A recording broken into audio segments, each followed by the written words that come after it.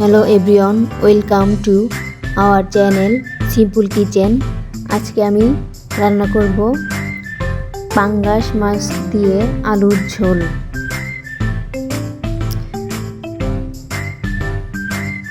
তার জন্য আমি নিয়ে নিয়েছি পাঙ্গাস মাছ,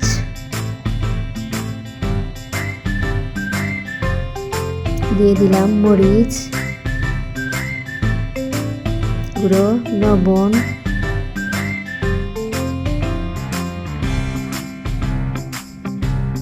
হলুদ গুঁড়ো দিয়ে মাখিয়ে নেব।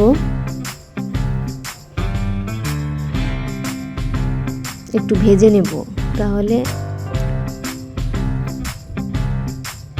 মাছের একটা যে গন্ধ থাকে সেটা থাকবে না। জীবনের প্রথম পাঙ্গাস মাছ নিজে হাতে রান্না করে খাবো।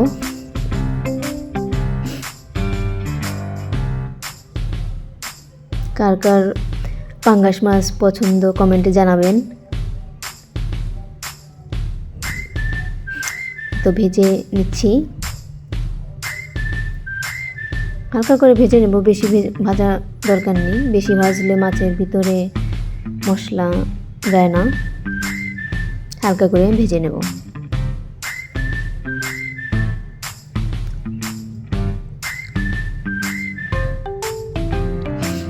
তো উল্টে দিয়েছি।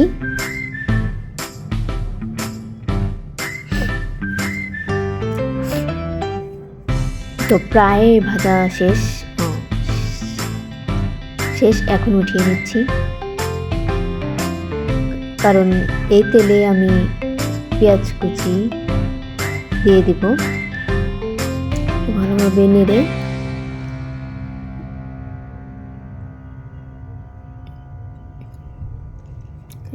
ফোড়ন দিয়ে দিলাম তেজপাতা, এলাচ আর একটা সাদা এলাচ, জিরে।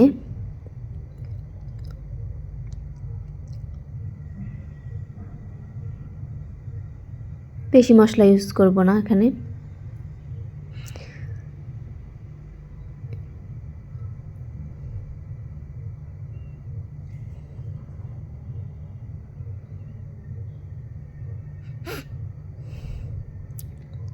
আপনারা আপনাদের স্বাদ মতো সব কিছু দিয়ে দিবেন।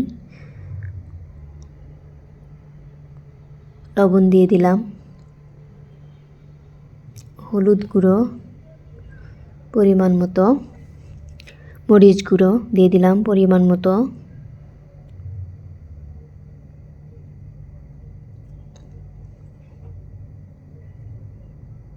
আদা বাটা 1 চা চামচ। তো পানি দিয়ে ভালোভাবে কষিয়ে নিচ্ছি।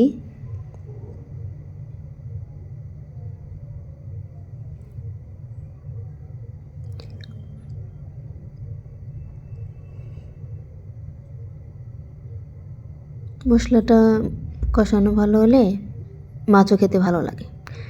কয়েকটা কাঁচামরিচ ফালি দিয়ে দিলাম।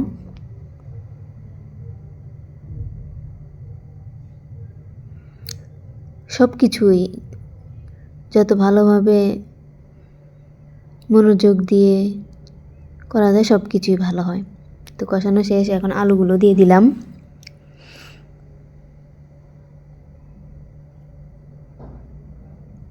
রান্না হচ্ছে একটা আর্ট।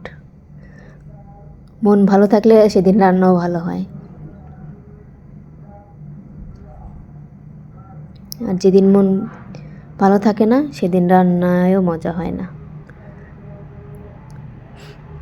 তো একটু কষিয়ে নেওয়ার পর আমি ভাজা মাছগুলো দিয়ে আবার কষিয়ে নেব।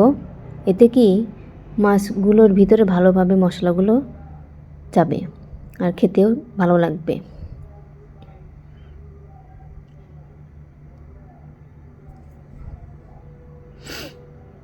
তো দেওয়া শেষ, এখন ভালোভাবে একটু কষিয়ে নেব মাছগুলো। জীবনের প্রথম পাঙ্গাস মাছ রান্না করছি।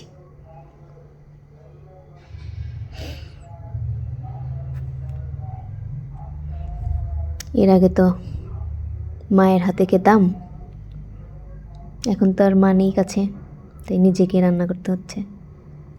এই তো কষানো প্রায় শেষের দিকে।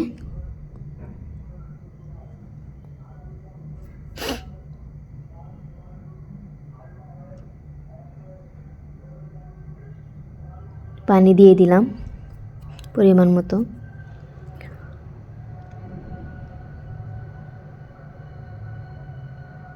ভালোভাবে নেড়ে রান্না করে নেব।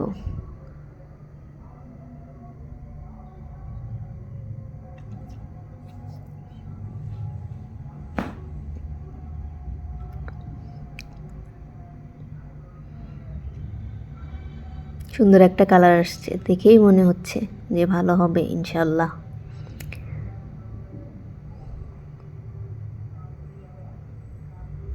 একটু ঢেকে দিলাম, তাহলে মশলাগুলো ভালোভাবে মাছের ভিতরে যাবে। তো প্রায় শেষের দিকেই মাছ রান্না। সকলে ভালো থাকবেন, সবাইকে ধন্যবাদ। আমার চ্যানেলটাকে সাবস্ক্রাইব করবেন, লাইক অ্যান্ড শেয়ার করবেন, নতুন চ্যানেলটাকে এগিয়ে নিয়ে যাবেন। ধন্যবাদ সবাইকে।